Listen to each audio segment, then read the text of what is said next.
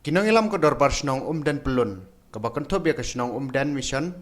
Kasnong Umden pra bat kasnong Umden arka. Kabadon nikithan imroy hakariboy district.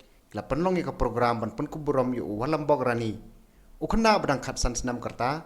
Namar ka jinglet yarap jung u ban pelaj im ya sangut ki min simbriu. Ki belajan ngam jelop hapo kawa yam. Hakatega program ban Pynkup Burom yu Walllambok Rani.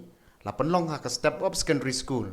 Hakabala don lang di ginong mikmat ke umroy konstituensi gibakan tobi ubak George Billingdo MLA ubak rangkan sai karbuki MDC lambat kinong ilam ke dorbar snong Umden Pyllun.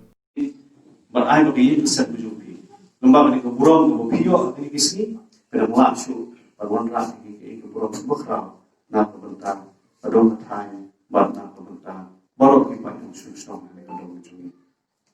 Ni esok tilang bagi dorbar snong Umden Pyllun Riewshlur tilang di baru besaki ini kesi kinong ilam ba ida sok kemana ida sok yang ni kakam tu pun sama juni ulale berai ba ini kalau sah kau bah kanun pun tak hari kesi andre kanang yang perlu bagi kami bah bermangiru ida midang ni indra ini kekuat bagi kon sama juni kini yang pun kita Riewshlur na kamunta berkentir di dalam sana.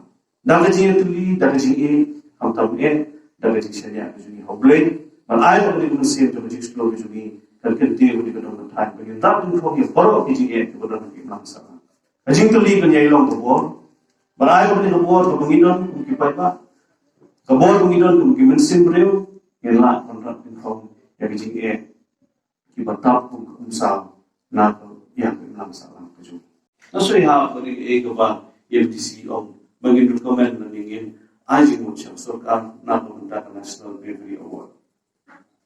Mau lo perusahaan nang tanbun ba kisama.